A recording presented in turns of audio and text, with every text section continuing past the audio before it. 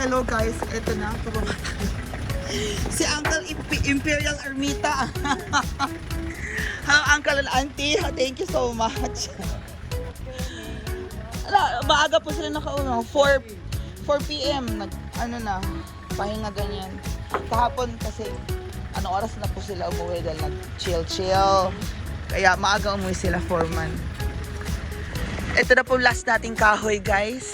Kasi auntie, sunod na po is yung glass aluminum sa window and sa po, yun na. Ito, alcoba. Opo, alcoba. At saka ito na pong deck. Dito po, yung auntie, mana.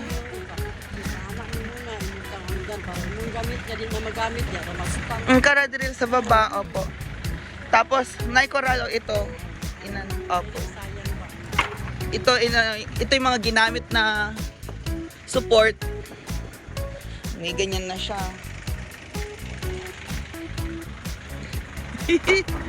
Pero gaan lang mga uncle. Exercise. Ano, ito water delivery auntie? Sa balay? Tanan? Dagan kayo eh.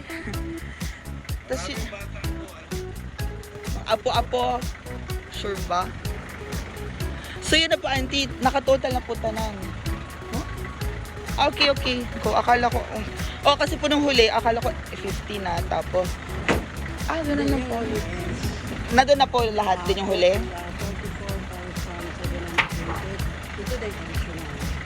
Plus yung sa kama, yung sa bed. Thank you auntie. Okay na ako. Tama, okay na. Ayan. So, ito naman po guys. Meron tayo. Treatment po muna solinum. Tapos, pinturahan. Yung kailangan pong pinturahan. Ito may yellow, black yan na. May yellow, black. Reflector.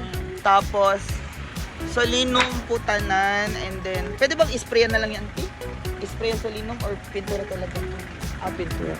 And then after nun, treatment is varnish. Dito sa upuan. Importante yun. Pwede spray ba? Yung solid, no? Pwede. May pa. Para mas gaan po ang dugay man ng ipintura. Solinum. Tapos, na po, meron po uncle yung parang ganun lang, yung yellow, orange ba? Tapos, ganun na, okay. Pwede, 200. Pwede sa water. Tapos, ko po yan, ipasilant ko ng, sa deck, sa flooring, ipasilant ko po siya ng rubberized. Tapos, yung epoxy. Epoxy siya, yun na po. Kasi dito naman po, varnish ng tanan, tapos pinturang itim na Tapos na po ang bahay. Doon may, Opo. Sa likod, pa yan, ipasemento ko pa. Barrier ba? 5 na hollow blocks kataas. Tapos naka-cyclone. Para 6 feet na meron po siyang protection sa likod. So dito pohon, store na diner na flooring or cafe po auntie. Diba? Cafe at uban ng mga barkada lang diri sa mag-cafe dan. Lay problema. Tapos may magdaan ng mga riders, we have coffee or beer or coffee.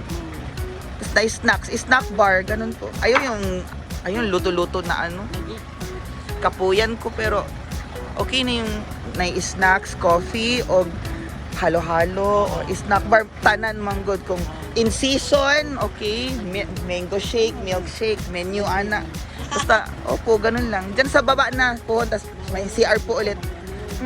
May CR po ulit. Karon, ito pong side, if here shop din, barber shop, kung sino magrenta. Opo.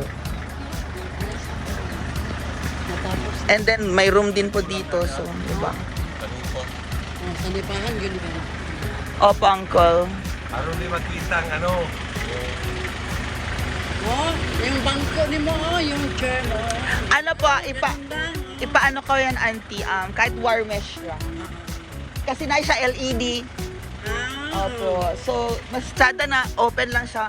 Pero ipa-warmesh ko yung steel matting na mas gamay, na steel matting lang sa ilalim. Tapos LED po dahil. LED light. Yun lang. Tambayan. Yeah, thank you. Thank you, auntie. Thank you. Thank you, uncle. Ayan, dyan kami kumuha sa wood kay auntie and uncle Imperial Ermita. Thank you po. Thank you. Yan. So there you go, guys. Yan, nakapark naman dyan ang ating mga motor trade. Oh my gosh. Hindi pa tayo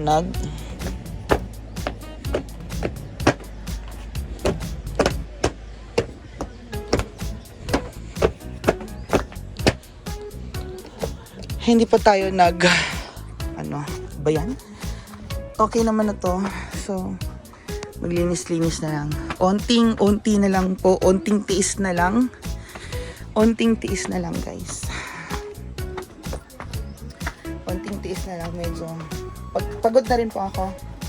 Pagod na rin ako. So, thank you so much, everyone. And that is our latest vlog for this afternoon. Saan napunta mga solar natin?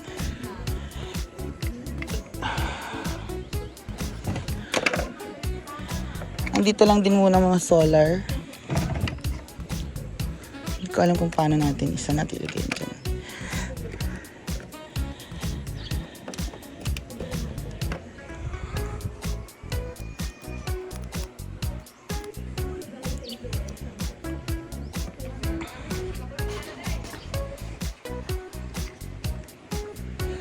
Dito siya. Yan, ang mga solar. Actually, meron pang isa. We have one more box.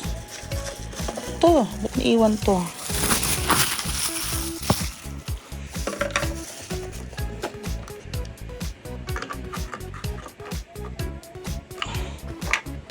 Iwan siya. 1, 2, 3, 4, 5, 6, 7, 8. Yeah. Andiyan na ibang mga solar natin.